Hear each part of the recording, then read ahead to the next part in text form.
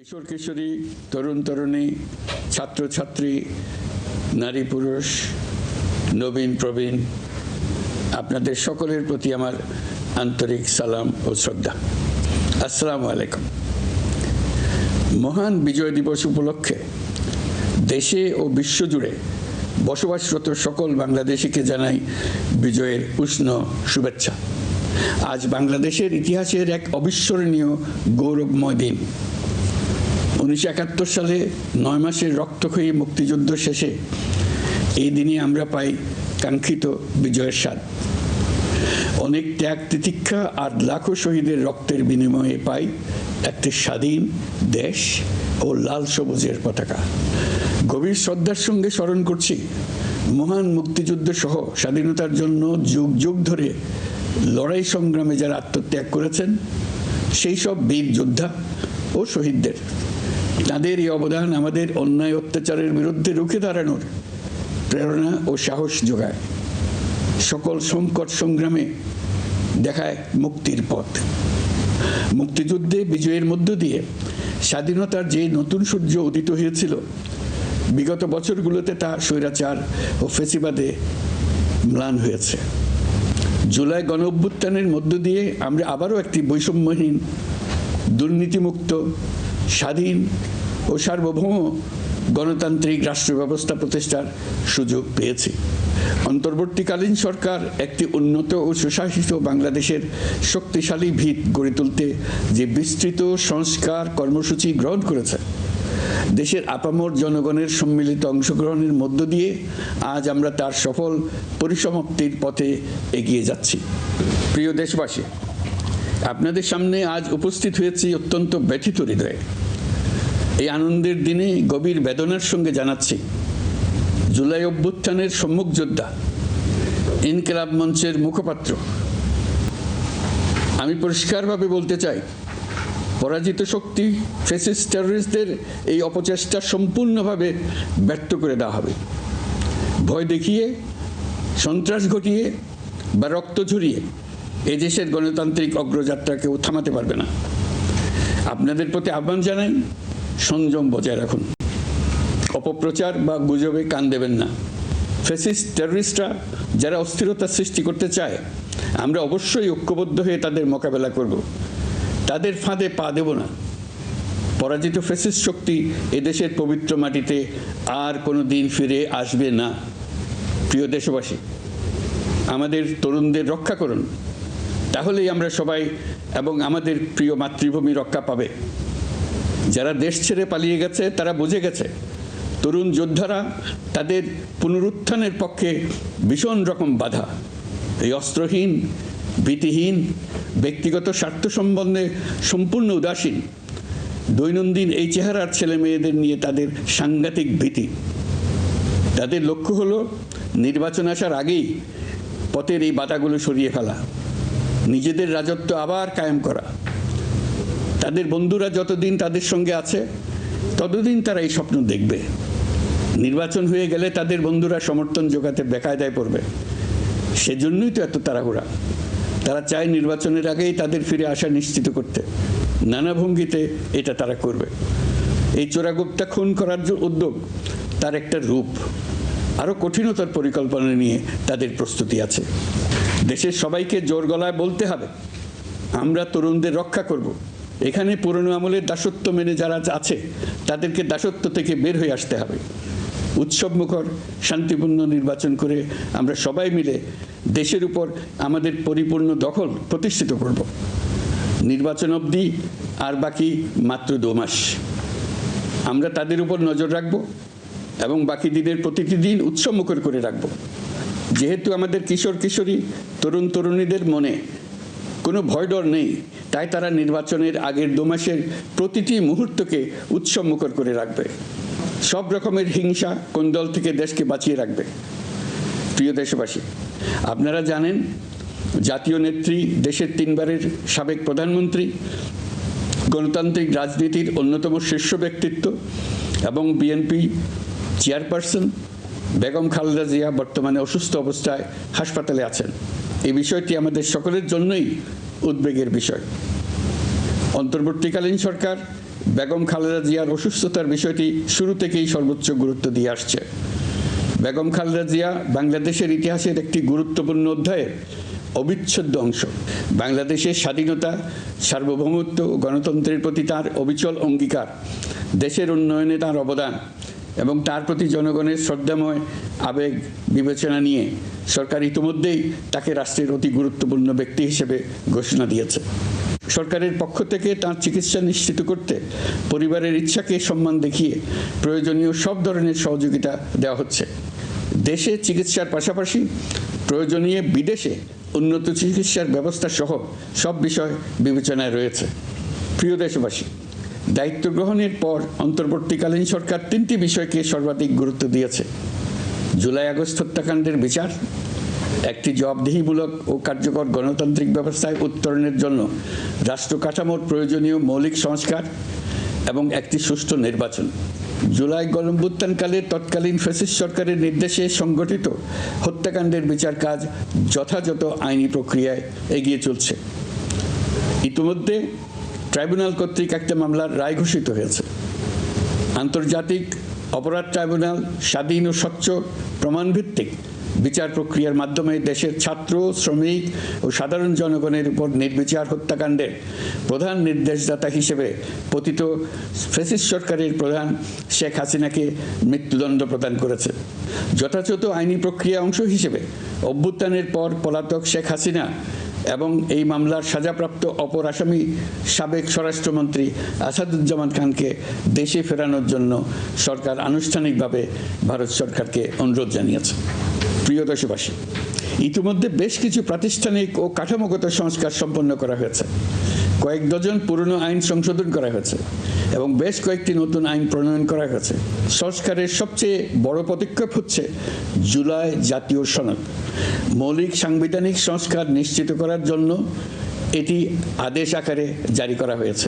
জুলাই জাতীয় সনদ বাস্তবায়নে এখন নাগরিকদের অনুমোদন নেওয়ার পালা। তাই আগামী নির্বাচনে আপনাদের সিদ্ধান্ত অপরিসীম গুরুত্বপূর্ণ। গণতান্ত্রিক ভবিষ্যতের পথরেখা এখান থেকে সূচিত হবে। আগামী সংসদ নির্বাচনের সময় একই সঙ্গে জুলাই জাতীয় সনদের উপর গণভোট অনুষ্ঠিত হবে। এই গণভোটে আপনারা হ্যাঁ না ভোটের মাধ্যমে সংস্কারের পক্ষে বা বিপক্ষে মতামত দিন। নির্বাচন কমিশন ইতিমধ্যে নির্বাচনের তফসিল ঘোষণা করেছে। আগামী 12ই ফেব্রুয়ারি সাধারণ নির্বাচন ও গণভোট অনুষ্ঠিত হবে। এই লক্ষ্যে যাবতীয় প্রস্তুতি চূড়ান্ত করা হয়েছে। সরকার নির্বাচন কমিশনকে সর্বাত্মক সহযোগিতা দিয়ে যাচ্ছে। প্রিয় দেশবাসী, এবারের নির্বাচন ও গণভোট বাংলাদেশের ভবিষ্যৎ পথরেখা নির্ধারণের এক ঐতিহাসিক মুহূর্ত। আমরা কোন ধরনের রাষ্ট্র প্রত্যাশা করি তা নির্ভর করবে গণভোটের ফলাফলের উপরে। এই ভোটের মাধ্যমে ঠিক হবে নতুন বাংলাদেশের চরিত্র, কাঠামো ও অগ্রযাত্রার গতিপথ। আমরা চাই এই নির্বাচন হোক সত্যিকার অর্থে উৎসবমুখর, অংশগ্রহণমূলক, শান্তিপূর্ণ এবং সর্বোপরি সুষ্ঠু। নির্বাচনকে ঘিরে নিরাপত্তা, প্রশাসনিক প্রস্তুতি, প্রযুক্তিগত সহায়তা এবং পর্যবেক্ষণের প্রতিটি ধাপকে আমরা অত্যন্ত গুরুত্বের সঙ্গে বিবেচনা করছি। একটি গ্রহণযোগ্য নির্বাচন আয়োজনের জন্য প্রয়োজনীয় সব ব্যবস্থা গ্রহণে আমরা প্রতিশ্রুতিবদ্ধ। একটি বিষয় বারবার মনে করিয়ে দিতে চাই, নতুন বাংলাদেশ গঠনের দায়িত্ব আমাদের সবার। আপনাদের মূল্যবান ভোটেই আমাদের রাষ্ট্রের ভবিষ্যৎ নির্ধারণ করবে। তাই ভোটকে শুধু কাগজে একটা সিল মারার আনুষ্ঠানিকতা হিসেবে দেখলে হবে না, বরং এটি হবে নতুন রাষ্ট্র বিনির্মাণে আপনার সক্রিয় অংশগ্রহণ, গণতান্ত্রিক অধিকার চর্চা এবং দেশকে এগিয়ে নিতে সরাসরি অবদান। দেশের মালিকানা আপনাদের হাতে, আর সেই মালিকানারই স্বাক্ষর আপনার ভোট। এই নির্বাচনের গ্রহণযোগ্যতা ও পবিত্রতা রক্ষার জন্য রাজনৈতিক নেতৃত্বের ভূমিকা অপরিসীম। আমি দেশের প্রতিটি রাজনৈতিক দলের নেতৃবৃন্দের প্রতি উন্মুক্ত আহ্বান জানাচ্ছি, আপনারা একে অপরকে প্রতিযোগী হিসেবে দেখবেন, কখনো শত্রু হিসেবে দেখবেন না। নির্বাচনের মাঠে এমন একটি সুষ্ঠু, গ্রহণযোগ্য, শান্তিপূর্ণ পরিবেশ তৈরি করুন যাতে দেশের মানুষ গণতান্ত্রিক প্রক্রিয়ার প্রতি আরও আত্মবিশ্বাসী হয়ে ওঠেন। যারা ভোট বাক্স ডাকাতি করবে তারা দেশের মানুষের স্বাধীনতা হরণকারী, তারা নাগরিকদের দুশমন। তাদের থেকে নাগরিকদের রক্ষা করা আমাদের সবার অবশ্য কর্তব্য। ভোট জনগণের ভবিষ্যৎ রচনার অক্ষর। ভোট বাক্সে ভোট জমা দিতে না পারলে কাঙ্ক্ষিত ভবিষ্যৎ আর রচনা করা যাবে না। আপনার ভোট আপনি সযত্নে ভোট বাক্সে দিয়ে আসুন। কেউ বাধা সৃষ্টি করলে তাকে সুশৃঙ্খলভাবে প্রতিহত করুন। আইনশৃঙ্খলা বাহিনীর সহযোগিতা নিন। ভোটের উপর নির্ভর করছে আপনার আমার সবার ভবিষ্যৎ, আপনার আমার সন্তানের ভবিষ্যৎ। যোগ্য লোককে ভোট দেন, জাতির ভবিষ্যৎ নিশ্চিত করুন। মনে রাখবেন, ভোট রক্ষা করা দেশ রক্ষা করার সমান দায়িত্ব। ভোট রক্ষা করুন, দেশকে রক্ষা করুন। ভোট দেশকে এগিয়ে নিয়ে যাওয়ার গাড়ির চাকা। এই চাকা কাউকে চুরি করতে দেবেন না। আসন্ন জাতীয় নির্বাচন ও গণভোটকে সামনে রেখে প্রশাসনকে আরও কার্যকর, নিরপেক্ষ ও নির্বাচনী পরিবেশের উপযোগী করতে সরকার মাঠ প্রশাসন ও পুলিশ প্রশাসনে বেশ কিছু রদবদল করেছে। এই পরিবর্তনগুলো কারো প্রতি অনুরাগ বা বিরাগ প্রসূত নয়। এগুলো করা হয়েছে দক্ষতা, যোগ্যতা এবং পেশাগত সক্ষমতার ভিত্তিতে। আমাদের লক্ষ্য একটাই, দেশের প্রতিটি ভোটার যেন ভোট দিতে পারেন নিরাপদ পরিবেশে, ভয়মুক্ত মনে এবং সর্বোচ্চ স্বাধীনতায়। নির্বাচন কমিশন যদি মনে করে আরও কোনো পদক্ষেপ প্রয়োজন, তা কমিশন অবশ্যই গ্রহণ করবে। প্রিয় দেশবাসী, জুলাই সনদ জাতির ভবিষ্যৎ পথযাত্রার একটি ঐতিহাসিক দলিল। এই সনদে আমরা যে সংস্কারমালা প্রস্তাব করেছি, রাজনৈতিক স্থিতিশীলতা, বিশ্বাসযোগ্য নির্বাচন, প্রশাসনিক জবাবদিহিতা, দুর্নীতি হ্রাস, অর্থনৈতিক পুনর্গঠন এবং সমাজে সম অধিকার প্রতিষ্ঠা, এসব বাস্তবায়নের জন্য প্রয়োজন জনগণের সুস্পষ্ট মতামত। কারণ একটি জাতীয় রূপান্তর কখনই একক নেতৃত্ব বা একটি প্রশাসনের মাধ্যমে টেকসই হয় না। জনগণকেই চূড়ান্ত সম্মতি দিতে হয়। এই কারণেই আমরা গণভোটের আয়োজন করেছি, যাতে দেশের ভবিষ্যৎ সংস্কার দিশা নির্ধারণে জনগণ সরাসরি সিদ্ধান্ত দিতে পারেন।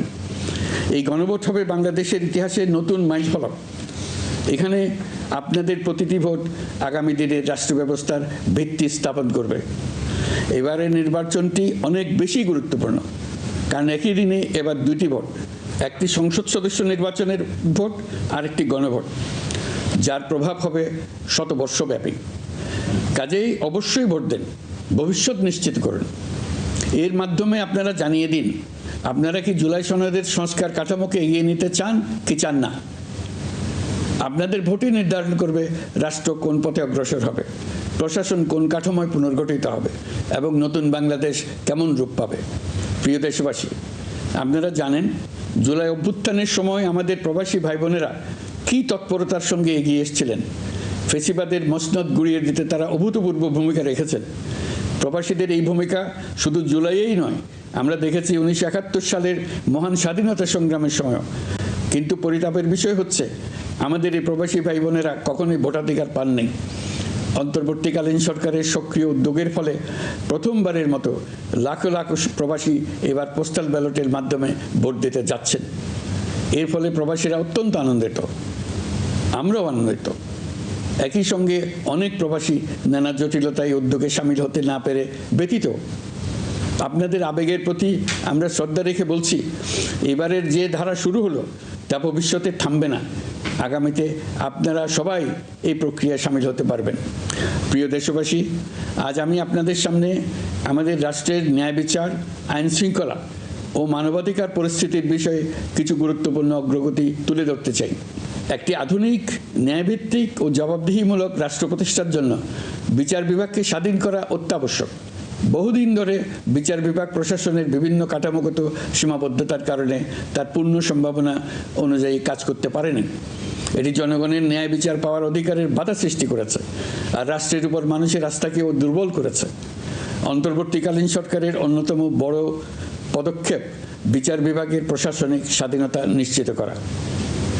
আনন্দের সঙ্গে আপনাদের জানাতে চাই, ইতিমধ্যে বিচার বিভাগকে স্বতন্ত্র প্রশাসনিক কাঠামো দিয়ে পৃথক সচিবালয় গঠন করা হয়েছে। এই পদক্ষেপ বাংলাদেশের বিচার ব্যবস্থার সংস্কারের ইতিহাসে একটি যুগান্তকারী মাইলফলক। এখন থেকে আর রাজনৈতিক কোনো চাপ বা প্রভাবের মাধ্যমে বিচারিক স্বাধীনতা যাতে ব্যাহত না হয়, সে নিশ্চয়তা আরও জোরদার হবে। প্রিয় দেশবাসী, আমাদের দেশের পুলিশ প্রশাসন দীর্ঘদিন ধরে নানা সমস্যার মুখোমুখি।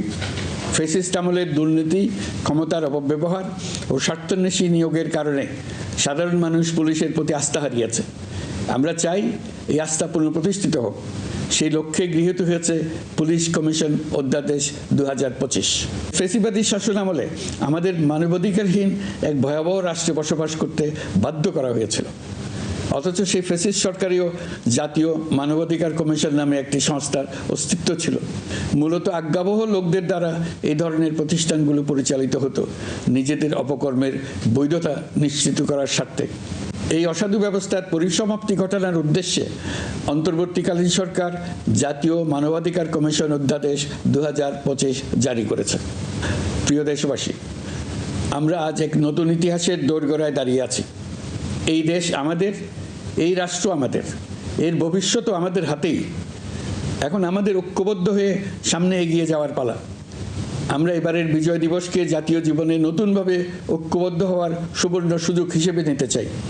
মহান মুক্তিযুদ্ধ ও জুলাই গণ অভ্যুত্থানের ঐতিহাসিক অনুপ্রেরণা ধারণ করে জনগণের ক্ষমতায়নের লক্ষ্যে এগিয়ে যাওয়া এবং গণতান্ত্রিক উত্তরণের পথে যেই নবযাত্রা সূচিত হয়েছে তা এগিয়ে নেওয়াই আমাদের সম্মিলিত দায়িত্ব। আসুন শতবর্ষের সংগ্রাম ও বহু কষ্টে অর্জিত স্বাধীনতাকে পূর্ণতা দিতে নতুন প্রজন্মের জন্য একটা নিরাপদ, সুখী ও সুন্দর বাংলাদেশ গড়ে তোলে। ধর্ম, বর্ণ, গোষ্ঠী এবং লিঙ্গ পরিচয় নির্বিশেষে সবাই ঐক্যবদ্ধভাবে হাতে হাত রেখে এগিয়ে যাই শান্তি, সমৃদ্ধি ও গণতন্ত্রের পথে। আসুন ন্যায় বিচার, গণতন্ত্র, মানবিকতা ও উন্নয়নের পথে একসঙ্গে এগিয়ে যাই। সবাইকে আবারও মহান বিজয় দিবসের আন্তরিক শুভেচ্ছা জানাচ্ছি। আল্লাহ হাফেজ।